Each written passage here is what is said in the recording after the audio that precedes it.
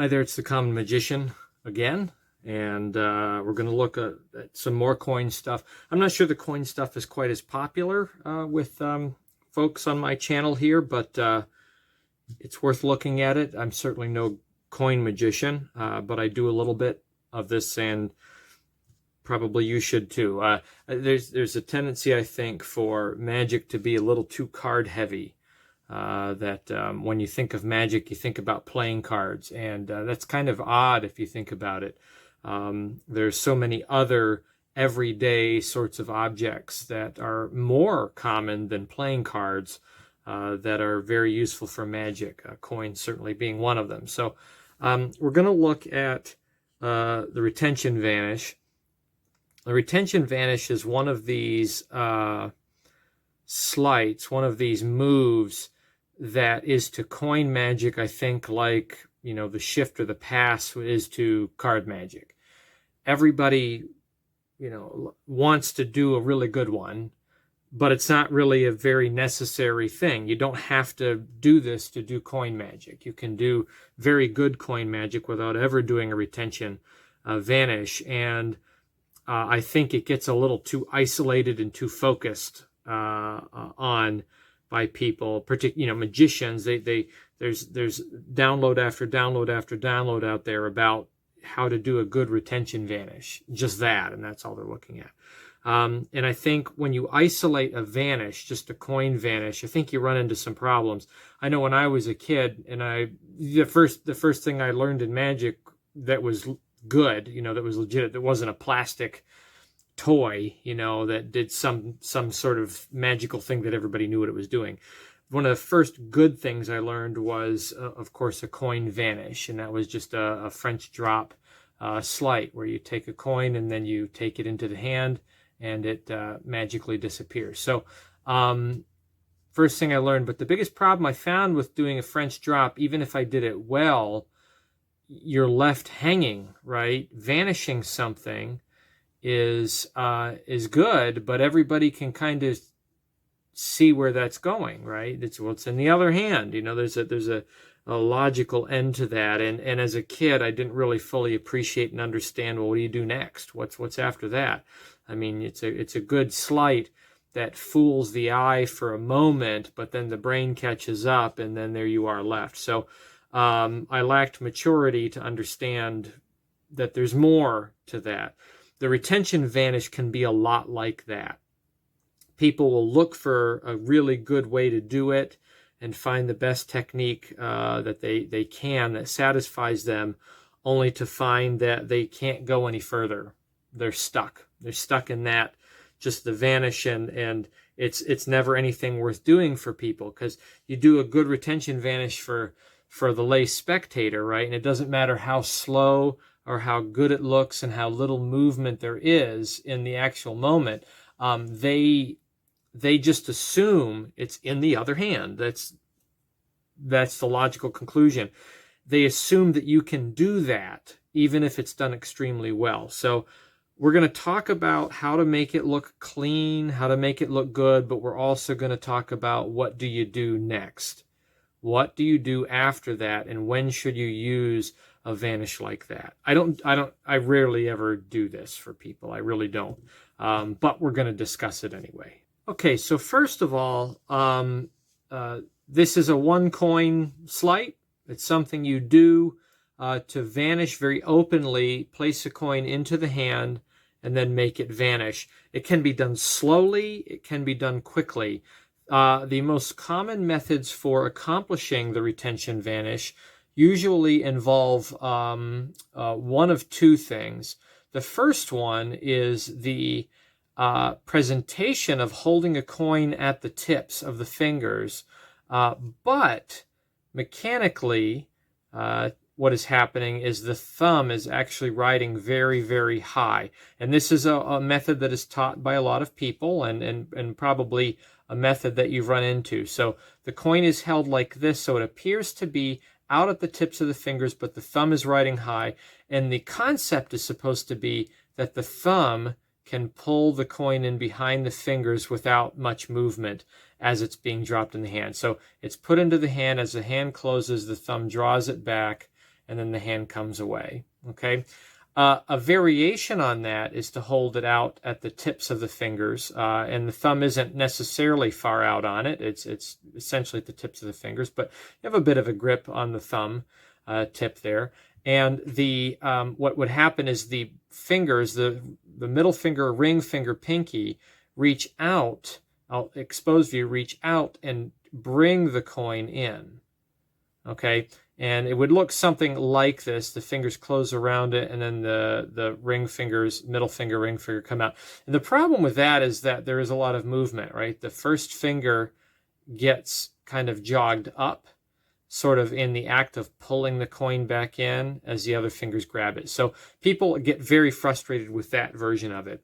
People get very frustrated with this one too, because they find that the quality of the thumb pad, the stickiness is inconsistent, and they feel that they can't be consistent with grabbing it. And then you start looking into alternatives like hand moisturizers and things like that, all kinds of other additive means to make it work.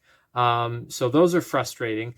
Another variation on this is this is the poor man's way of doing it. I've seen explained before, is to take the coin and push against the hand so that the coin goes behind the fingers. So the idea is that the fingers would close, and then you push on it to get it behind the fingers and into kind of a finger hide, not necessarily a finger palm, but a hidden sort of situation where the coin is being hidden by the fingers as the hand comes away, and the fingers don't move very much. Now the hang up with this is that there's a discrepancy of space, right? When you do this, that there is a sense that when you do that you're closing in around the coin, that the coin has no other place to go, and there's something off about that. Okay, so those are the two main kind of strategies, or three really, right? One is with the thumb, drawing it behind. The second one is sort of a hybrid where the thumb is pulling it back, but the fingers help also, and it creates some movement. And then the third one, or the second kind of big category, is the concept of pushing the coin into the hand as you take it away. So those are the ones that I think are most common. We're going to look at something entirely different, though. We're going to look at the concept of pivoting the coin, or rolling the coin on an axis. So if it's being held at the fingertips here between the thumb and the first finger, there's actually an axis, right, like a cam in an engine, right? It's an offset axis, axle on on a cylinder, on a circle, that this can pivot around. And we're going to look at the potential for pivoting the coin into place using the other hand, using the taking hand. So we're going to remove the issues of using the thumb to control things and having to have a good grip. And we're also going to remove the spatial discrepancy. And of course, by doing this, we're also eliminating the need for fingers to move. So let's take a look at how this works. The usual disclaimer applies here. I come up with things. That doesn't mean I'm the first to come up with them. So I'm not claiming invention on this. I'm pretty sure, as I've seen some types of retention vanishes out there, some marketed and some just shown, that some people are doing some similar things, and it's not a hard concept to discover. So this isn't taken from anybody else. It's just my own thinking on it, but I'm quite certain my own thinking is not original. So I'll say that. So if this does look like some things that you've seen before, or a product you've purchased or whatever, it's purely coincidental, and also not too surprising, okay, given that there's only so many things you can do with a coin in the hand. So let's look at this. So there's a couple strategies. You can think about the coin going over the top and then back into the hand, or you can think about it going underneath, right? So those are the two directions that you can go with it. And you have some options in the hand as to what can push the coin. If you're going to go underneath, a logical barrier would be the thumb right here, kind of this part of the palm, that it can push, of course, as the thumb is coming down and closing around the coin, that it can push the coin down into place, okay, as the hand is coming away. So imagine without fingers covering the coin, what this looks like. The thumb comes down to close around the fingers which are already here, and it pushes. Trying to do this without putting my fingers up. It's kind of second nature for me. The thumb pushes down and the hand comes away. Now, as the hand comes away going in this route, the hand can turn forward slightly, and it gives sort of an open view here without showing the coin. The coin is down lower, but it also hides any pieces that might be sticking out a little bit down here. It's a pretty good cover. That it gets rolled in and the hand rolls forward a little bit and comes away. Now, the key here is that this hand should not move. It shouldn't make any motion whatsoever. It should be perfectly still, and the first time that it should make motion is after it is away and the focus is on this hand. And then at this point, the hand that's holding the coin can either can slide the coin back into a finger palm, or what I prefer to do is get the coin into, dropped it there, get the coin into a finger rest, so it's resting just on that middle finger, and then bring it into classic palm. So the fist sort of closes briefly for a moment, keeping the thumb and forefinger relatively close to each other, and then you have it into a classic palm. So it looks kind of like this exposed. The coin is taken away. As this hand is noodling around, the fingers put it then into the classic palm. And then you're free. You can have windows out here. After the vanish, you can gesture openly like this, palm up gesture, sweeping, which we looked at in the last video. You can do a hand washing procedure, which looks like this, coin in classic palm. You rub the palm with the thumb like this, and then you turn the hand over on top of the palm, and you push the coin out to the tips of these fingers as if you're just wiping the hands. And then you turn the hands over like this, covering the coin with the tips of the fingers here, and then you rub away at the fingertips, palm up. And now the coin is actually transferred back into the empty hand, which is very nice, because then you can show this hand a little bit more freely. And that idea of it's in the other hand kind of goes out the window, right? So you're free and clear here at this moment. Before we go back and look closer at that with the fingers and talk about other nuanced issues there, let me just address that one of the biggest problems with doing a vanish, just a coin vanish, is that you need to bring it back. Number one problem that I didn't get when I was a youngster learning that is that the problem is you need to bring the thing back, okay? If you bring the coin back, then you're not left dirty. It's a simple, logical conclusion. Better is you really should bring it back in the place that it disappeared. Okay, so I know you can do coin to impossible location or something like that. If you are going to do that, you probably should use a duplicate and have it in a really impossible place. You don't want to be reaching in with the other hand and then taking the coin out, because everyone knows the coin is in the other hand. Okay, so when you make it vanish, make it come back, right? It's gone. It's absolutely gone. Nowhere to be seen anywhere. And I'm dirty now in this hand. The last thing I want to do is go reach into something and then bring the coin out in the other hand, right? What I want to do is I want to get to a position where I can bring the coin back where it came from. That's way better. Okay, so you got to bring the coin back and try to bring it back from where it left. Just some ideas, okay? A little bit of theory there. So what do you do after you vanish a coin? Well, bring the thing back, try to bring it back from where it came from, all right? Let's go back and look at a few more details, particularly related to the closing hand, and then we'll look at the taking hand a little bit closer.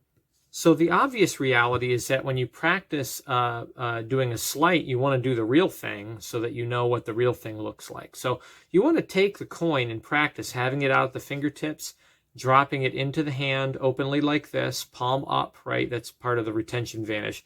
Palm up, closing the hand around it, and then bringing the hand away. Go in the motion that you're going to for the sleight. So go more upward, right, for this type, and then come away. And the coin is still there. I actually left it there. So I place the coin in, I close around it, I bring my hand away. That's reality, okay? And notice the hand does not move. I'm not moving. I'm just setting it in there. That's what it looks like, right? And it looks like I don't have any control over this. It's way out at the tips of the fingers, for real. I can show it. I can even tilt it down this way and then tilt it back this way, close my hand around it. That's reality. That's what it looks like. You want to mimic that as much as possible, okay? So do it for real first, in camera, in the mirror. I think cameras are better than the mirror because when you do it in camera, you can focus on looking at the hand, get a good take of it, and then you can see what it looks like. Speaking of looking at the hand, when you do vanish a coin and you put it into a hand, you should be looking at the hand where the coin is at. Okay, don't look at the hand where the coin is not. Look at the hand where the coin is supposed to be at. That's very critical, right? That you follow where it's supposed to be all the way until it isn't there. And then once it's gone, then you can put your attention somewhere else, okay? But follow where it's supposed to be. The eyes indicate where the thing is at, okay? So place it in, practice doing it for real, and then you want to try to get as close as possible in stillness from this, with this hand, this removing hand, and also the taking hand, and make it look exactly like the real thing. Okay, so that's what you want to do. Also about the taking hand, if you're going to do this slow or fast, it doesn't really matter. I found that it looks better if you close from the pinky into the first finger and have windows until the last second. Windows meaning space between the fingers. So place the coin in the hand, close the pinky first, right? And this kind of projects like you're bottling off any exit for the coin. The coin can't get away, right? If I'm closing off at the pinky first and then down, the assumption is that that thing is stuck in there, right? It can't get out. It can't get away from that grip. And the reality is it did. It got away, okay? So close first with the pinky and then keep windows until the last moment. And once the windows are closed, that's when you can start to lift. You got to be very careful as you're practicing this, holding windows open so you can see the coin, that you don't start moving and start rolling the coin until after everything has been closed down, okay? So that's another thing to practice. Close with the pinky first. Close in, bring the thumb in last, and that's the thing that actually, the thumb is the part that actually helps with the move. So that's the taking hand. The removing hand, again, just to recap, should have a little bit of movement there. The leaving hand should have no movement, should turn over, and then once it's clear of the hand, then you can try to make adjustments as you see fit, okay, as the attention is over here. Probably should make your adjustment before the coin is vanished, because once the coin is vanished, the logical movement of attention comes back to this hand, and you want to already be pretty free and clear into the palm of your choice, okay? Ditch it after that, but get yourself so that you can maneuver around or whatever, all right? Let's look at another strategy for this, where we go not down through the bottom, but we roll it over the top. Okay, there is a possibility for that. So, of course, you can roll the coin the other way. It just means that the leaving hand has to exit differently, right? So you can't put it in here and roll it the other way and then come out the top. Okay, not very easily. What you have to do is find something that's going to push the coin back. Now, we have a couple of options here. First of all, when you lay it down in the palm, the kind of knuckle ridge up here can help you get started. And as you close the fingers become the barrier. So I can't really do this exposed, but what would happen here is back at the knuckles become the barrier that push the coin back in behind as the hand comes out and goes forward and down. Okay, so the idea here is that you put the coin in, the fingers come around, and then the hand comes out this way, right? So I place the coin in. I might bring it in from the top, close in that way, and then bring the hand down this way. So Again, coin goes in the top, fingers close around, it comes down this way. You have to be very careful about flashing when you're going this strategy. And I prefer not to do this, but it is a possibility. When you go in and you close, because your fingers are helping to push it, you actually end up in a situation here where you can see the coin kind of in this V. So what I find is that you want to have good eye lines where you close and you are kind of pushing the coin in a plane at the eye of the spectator as much as possible. So the coin is lying flat towards the eye of the spectator, and you want to rub close with the finger as you come out so that you eliminate any possibility of the coin showing at any point. Okay, but it is a possibility. You can do it that way, roll over the top. So close in, fingers come around, roll around, bring the hand forward, and then it's gone. Not as good, I don't think, but it is a possibility. You should play around with this, right? Find where can you get a grip on the coin from the taking hand that will act as a barrier to cause the coin to roll so that you don't have to get the thumb in the action. I think there are some versions of this strategy out there, this idea of rolling, that involve the thumb moving or fingers moving, but we want to avoid. This is the Common Magician channel. We want this to be stupid easy, right? And the stupid easy way is for the other hand to do the work, okay? So that we're not actually depending on some kind of a difficult sleight. Okay, so this is going over the top, right? Gone. This is going out the bottom. Gone. Okay, so a couple of possibilities there, using the taking hand to act as a barrier to cause the coin to roll into position. Again, I can't stress enough that the goal of a good retention vanish, I think, really is that nothing is moving. The leaving hand is doing nothing. It is coming in, it holds the exact same form as the coin is taken, and then it comes away. It comes in, holds the same form, it comes away in the same exact form that it was when it left the coin. And then any movement that happens after the hand is away, okay? Just as if you were really leaving it there. Dropping the coin into the hand, right?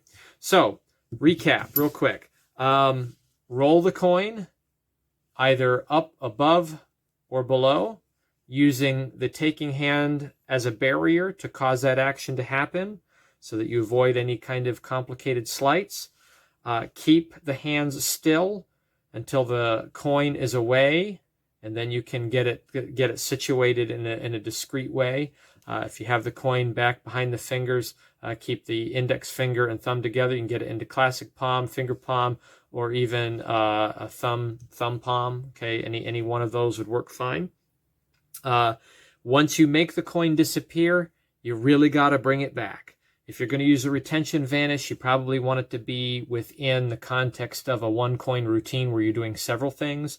If you're just doing a vanish, then you got to bring the thing back. Don't just leave it gone unless you can ditch it, unless you have a way to ditch it and not get caught. Okay, bring it back, and then lastly, bring it back from where it disappeared. Bring it back to the place where they last saw it, if you can. Try to do that rather than bringing it back from the leaving hand, because that is always the logical end, and it's almost always right. It's in the other hand. We want to avoid that. We want to get away from that. So, retention vanish from the Common Magician. Good luck with that. Happy magicking.